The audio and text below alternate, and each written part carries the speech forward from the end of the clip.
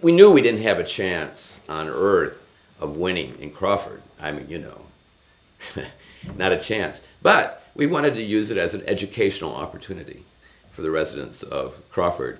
And I'm sure they had exactly the same idea with respect to us. The basic plan for Crawford is we knew, because it was very last minute, that it was mostly going to be people from Austin. And then there was a caravan of people going from Austin to Crawford to the President's Ranch.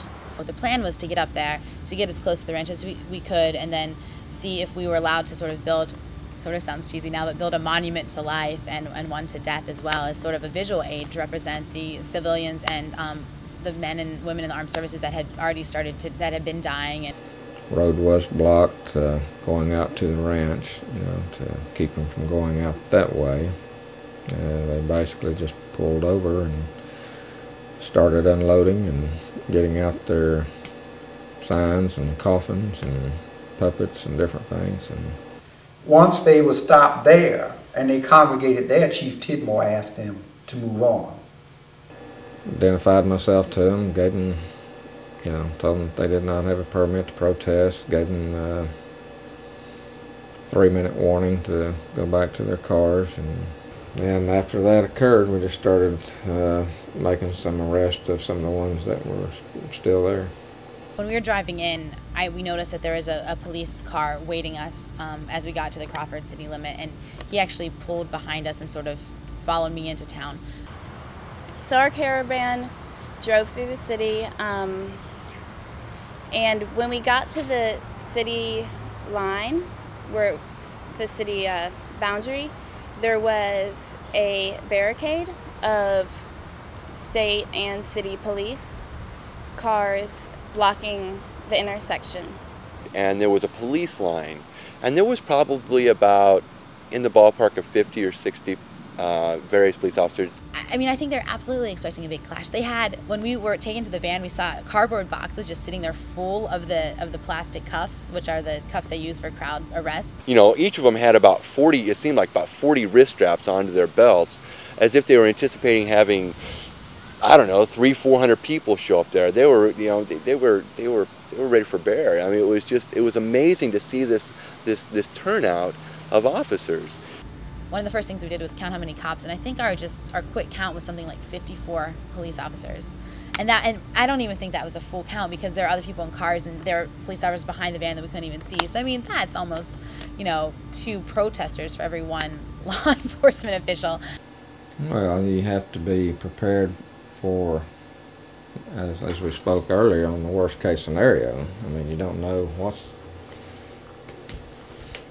the total numbers are going to be. You don't know what their agenda is.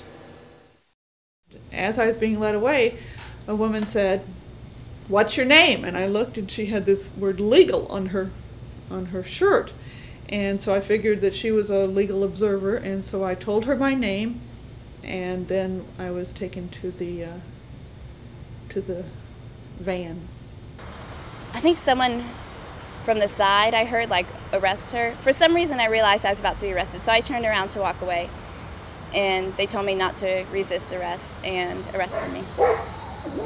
When I was arrested, I was walking and I was jotting something down because she was yelling that her name was Trisha, and they were telling me they were taking them to the McLennan County Jail. So, why did you arrest these people? What is your name and what is your badge number? And no more did I get that out than he said, "Arrest him." And he had 2 cops on me. They strapped me, they strapped me down, they got the restraints on me, and they hauled me off. And they just sort of kept us in the plastic cuffs. They obviously hadn't used the plastic cuffs before. They're on so tight, like 3 of us had swollen wrists after it, and they like cut into our skin. And we stayed there for about I don't know, 5 or 10 minutes, and then I saw them bringing Michael in to the van. Michael wasn't doing anything. Michael was walking and just happened to be moseying up there from the Peace House with a plant in a basket. This guy's not doing anything. They just don't like to look at him. They sweep him up. The Crawford Peace House is about a mile and a quarter. It took me about 20 minutes. I kind of amble along and smell the roses when I walk. Yeah, you know, he's got long hair, he's got a bandana on, you know, he was barefoot, and he's got buttons all over. That's Michael's thing. He's got buttons, protest buttons, peace buttons, all kinds of buttons all over him.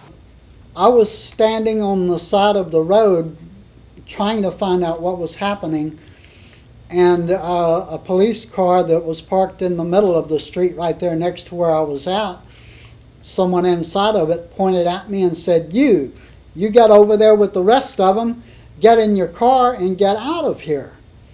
So I walked from the side of the road to the police car and went and spoke to this person and told him, I'm not with the rest of them and I don't have a car. I walked from the Crawford Peace House.